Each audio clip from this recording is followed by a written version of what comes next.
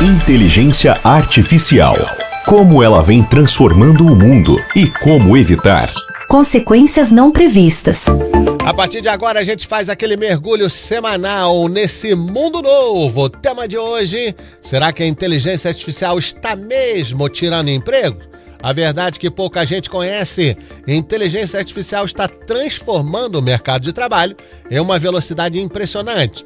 Mas será que ela realmente está substituindo profissionais humanos? No programa de hoje, vamos explorar exemplos surpreendentes, como o caso dos radiologistas, uma profissão que muitos acreditavam que desapareceria com o avanço da IA, mas que hoje enfrenta uma grande escassez de profissionais. Descubra por que a tecnologia está criando novas oportunidades e aumentando a demanda por especialistas em diversas áreas. Para falar sobre isso, já está aqui o engenheiro de software Eduardo Ribeiro. Boa tarde, Eduardo. Boa tarde, Eduardo, e boa tarde aos ouvintes. Bom, a primeira pergunta é o seguinte: a inteligência artificial está ou não está substituindo trabalhadores humanos?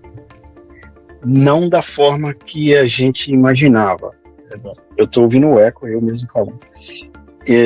Em vez de eliminar as profissões inteiras, a inteligência artificial está automatizando tarefas específicas e ajudando os profissionais a ser mais produtivo, Eduardo. Sim. Em muitos setores, a demanda por especialista continua crescendo, mesmo com o avanço da tecnologia.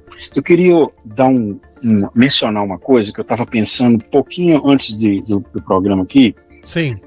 Hoje em dia, quando a gente emprega ajuda, eu não gosto de falar empregado, porque a pessoa é um associado. Hoje em dia, quando a gente traz associado para seja lá o business que você faz, tá difícil lidar com eles, Eduardo, e eu tenho certeza que quem é dono de negócio sabe do que eu estou falando. Tá difícil explicar para eles o que é a tarefa deles para fazer. A gente emprega as pessoas, né, e elas esperam fazer só aquilo que ouviram falar na hora de ser empregado. Eles não entendem que as coisas hoje, a indústria hoje do jeito que funciona, ela precisa de adaptação. Você entra numa indústria para fazer um trabalho, chega no final do ano, você vai querer um aumento. E esse aumento, você vai merecer esse aumento, vai ser medido o tanto que você merece esse aumento pelas coisas extras que você fez. O trabalho que você aceita a fazer é o seu salário que está tendo. E eu estou tendo problema com isso, e problema sério. As pessoas acham que adaptar uma coisa diferente é exigir mais e precisa ser recompensado. Eu concordo. Mas não do jeito que eles estão pensando, Eduardo, de não vai fazer porque não recebe para isso, aí é um problema sério, né? Então, a inteligência artificial está substituindo esses aí, ok? Não os que se adaptam e são dinâmicos. Interessante. Bom, já desde o começo desse quadro a gente cita os radiologistas, aqueles que leem a radiografia como um exemplo de um emprego que pode sumir rapidamente. Se a IA consegue analisar essas radiografias médicas até mais rápido, por que os radiologistas continuam tão necessários no mercado? Pois é, a gente pensou que eles seriam um dos primeiros a perderem o trabalho, Eduardo, mas que bom, né? Que não. A escassez de radiologista está crescendo cada vez mais. A inteligência artificial é uma ferramenta de apoio para eles. Acabou sendo, não substituindo eles, né? Os radiologistas, o trabalho deles é interpretar resultado dentro do contexto clínico do paciente, né? Eles têm que tomar decisões complexas, eles têm que colaborar com outros médicos. Quando um médico tem um diagnóstico, ele precisa conversar com outros, né? E uma coisa que a inteligência artificial não faz e que precisa deles para fazer é assumir a responsabilidade que exige do julgamento humano e a experiência de ter tomado aquela decisão. A inteligência artificial está ajudando eles a detectar problemas que, por causa de cansaço, né, de tempo, eles estão tendo muito trabalho, né, por isso que tem uma escassez enorme.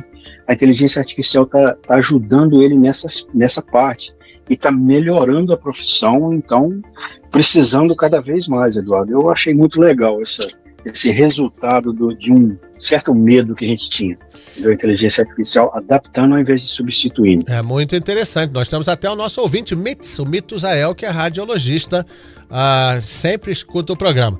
Quais as outras profissões, Eduardo, que continuam crescendo, apesar dos avanços da inteligência artificial?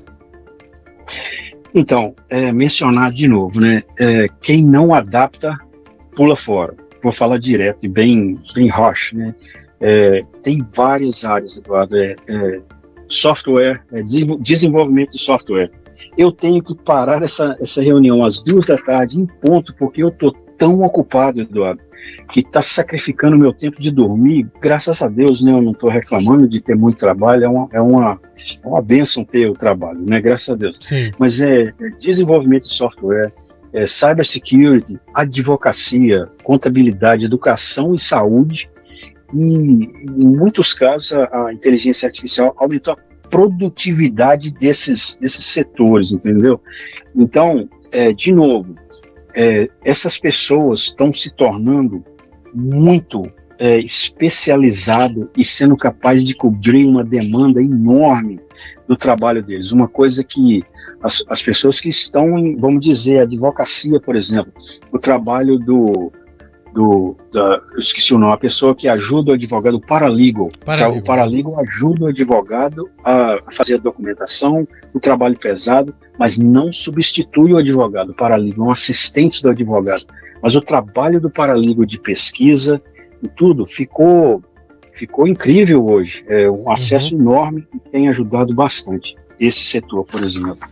Interessante. Bom, tem mais gente pedindo aqui as dicas da Dione. Nós estamos no quadro Inteligência Artificial com Eduardo Ribeiro. Como que os profissionais podem se preparar para o futuro com inteligência artificial? Então, a melhor estratégia é aprender a trabalhar junto da inteligência artificial. Os profissionais que utilizam criatividade, pensamento crítico, né, que é uma coisa tão difícil hoje em dia, e a capacidade de tomar decisões continua sendo qualidades exclusivas humanas. Então, precisa se adaptar, precisa aprender a usar as ferramentas de inteligência artificial e entender que tipo de ferramenta pode ser usada no seu ramo.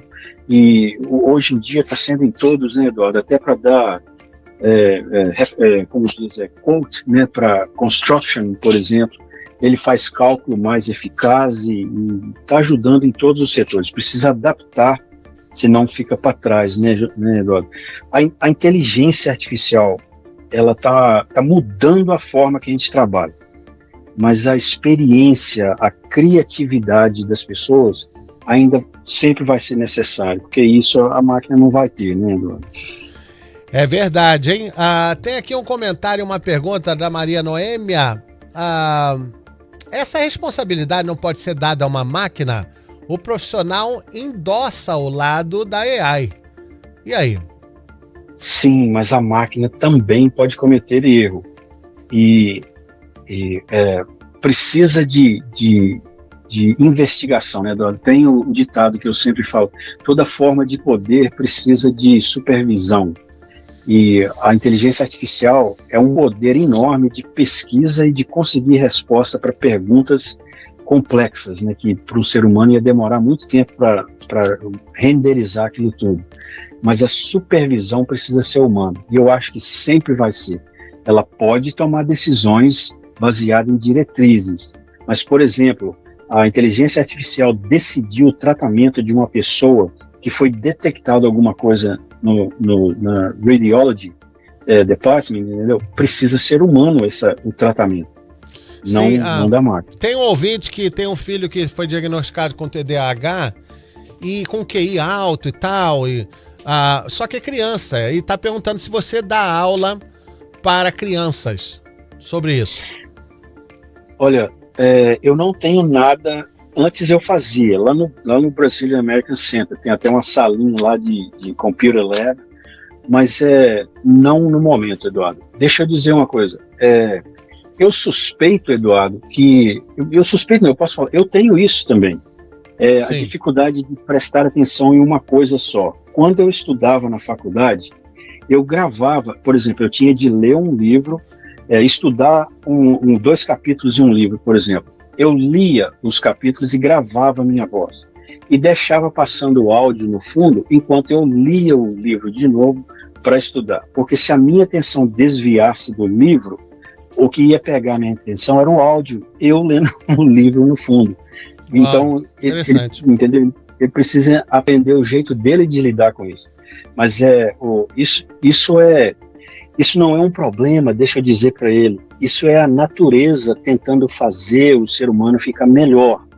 Só que às vezes sai um pouquinho fora do controle normal, né? Mas geralmente as pessoas com essa coisa têm uma capacidade enorme de aprender. A atenção deles que é difícil ser focalizado em uma coisa só. Precisa aprender como ele fazer isso. Mas se eu algum dia for fazer, eu te aviso, Eduardo, aí a gente marca alguma coisa, alguma aula. Tá certo. Eduardo, muito obrigado pela sua participação. Bom final de semana para você.